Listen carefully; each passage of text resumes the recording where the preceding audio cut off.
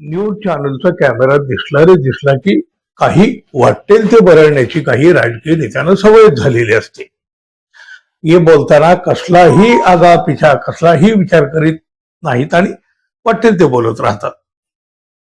प्रसिद्धीचा झोत आपल्यावरच पडावा यासाठी राजकारणातले काही नेते सतत धडपड करीत असतात.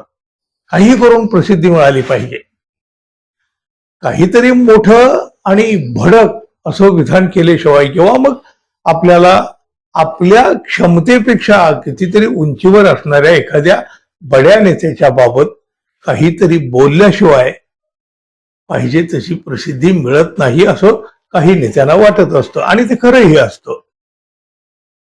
महाराष्ट्राच्या राजकारणामध्ये सगळ्याच राजकीय पक्षामध्ये कमी अधिक प्रमाण आहे, पण सगळ्याच राजकीय पक्षामध्ये असे वाचाळवीर असतातच आणि आहेत सुद्धा.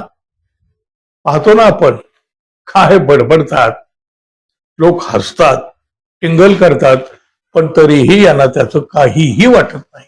नाही त्यांना त्याच्याशी देणं घेणंच नसतं खरं तर काहींना अशी बडबड करण्यासाठी राजकीय पक्षांनी सुद्धा पाळलेलं असतं. अशा वाचाळवीरांची संख्या अलीकडे भारतीय जनता पक्षामध्ये जरा जास्त झालेली आहे. शिंदे गटात सुद्धा असा भरणा आहे, आपल्याला अलीकडे ते दिसूनही आलेलं आहे. खर तर कोणाची नावं घ्यायची या नेत्यांची तशी आपल्याला गरजही नाही, कारण आपल्याला सगळ्यांना या बरं सुटलेल्या नेत्याबद्दल माहिती आहे ना. आपणच ऐकत असतो ना या गोष्टी रोज. बरं, ही मंडळी वाटेल ते बोलताना पुरावे तर कधीही देत नाहीत, आरोप करताना पुरावे देत नाहीत, पोकळ आरोप करीत राहतात, पण संभाव्य परिणामाचा सुद्धा ते कधी विचार करीत नाहीत. आणि मग अशी वेळ येते की एक दिवस शेवटी हात जोडावे लागतात, प्रकरण मिटवून घ्या म्हणून मग माग लागावं लागतं. आणि असाच प्रकार राज्याचे माजी मुख्यमंत्री, माजी केंद्रीय मंत्री आणि सध्या भारतीय जनता पक्षात असलेले नेते नारायण राणे यांच्या बाबतीत घडलेला आहे.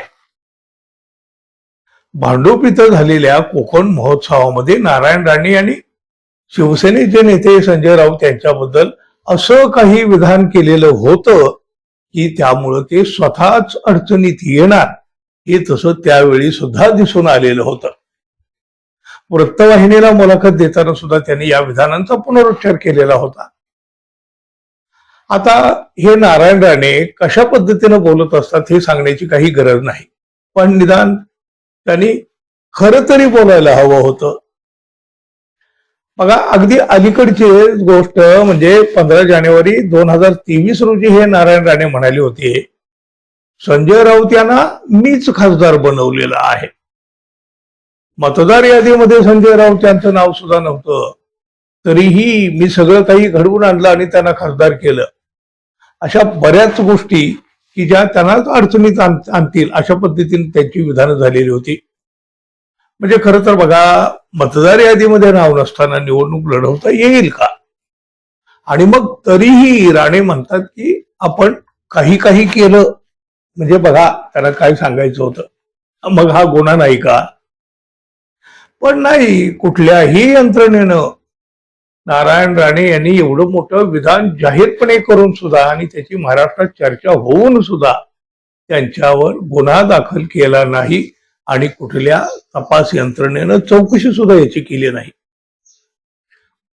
संजय राऊत यांनी मात्र माझगाव न्यायालयामध्ये नारायण राणे यांच्या विरुद्ध मानहानीचा दावा ठोकला.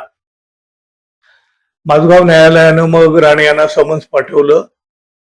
मात्र बघा, आपल्या विरुद्ध मानहानीचा खटला सिद्ध होत नाही असा दावा करून नारायण राणे यांनी खासदार आणि आमदारावरील खटल्यासाठी स्थापन केलेल्या विशेष न्यायालयात या समन्सला आव्हान दिलं. पण नारायण राणे यांनी राऊत यांच्याबद्दल केलेली विधानं अस्पष्ट, निराधार आहेत, त्यातून द्वेषभावना दिसून येत असल्याचं निरीक्षण नोंदवून विशेष न्यायालयानं त्यांना दिलासा द्यायला नकार दिला. त्यामुळे मग माझगाव न्यायालयात या खटल्याची सुनावणी पुढे तशी सुरू राहिली. आता या प्रकरणाची काल सुनावणी झाली आणि काल झालेल्या सुनावणीत मात्र सदा न कदा मोठमोठ्या गर्जना करणारी आपण कुणाला भीत नाही, आपण कधी झुकत नाही वगैरे वगैरे असं दाखवणारे नारायण राणे त्यांच्या वकिलांनी आम्हाला तडजोड करायची आहे, हा विषय सामोपचारानं मिटवायचा आहे असं न्यायालयामध्ये सांगितलं. मात्र असा तडजोडीचा कोणताही प्रस्ताव नारायण राणे यांच्याकडून आपल्याकडे आलेला नाही.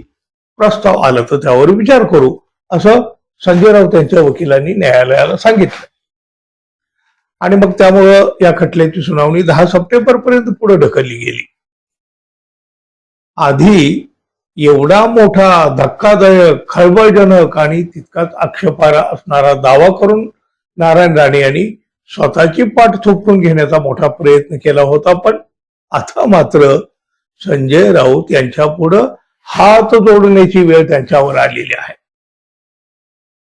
बघा, शब्द हे शस्त्र आहे, ते जपून वापरावं असं म्हटलं जातं. पण राजकारणातील अनेक नेत्यांच्या जिभेला हाड नसतं आणि मग झुकेगा नाही साला असं म्हणणारे एक ना एक दिवस असे झुकतात. कायदा त्यांना झुकवतो आणि मग मात्र यांना झुकावं लागतं, वाकावं लागतं, नमावं लागतं आणि हात सुद्धा जोडावे लागतात. बरोबर आहे ना मित्रांनो? काय म्हणाल तुम्ही? जरूर सांगा. आणि हो, जाता जाता आपल्या चॅनलला सबस्क्राईब करायला विसरू नका. धन्यवाद. पुन्हा भेटू. नमस्कार.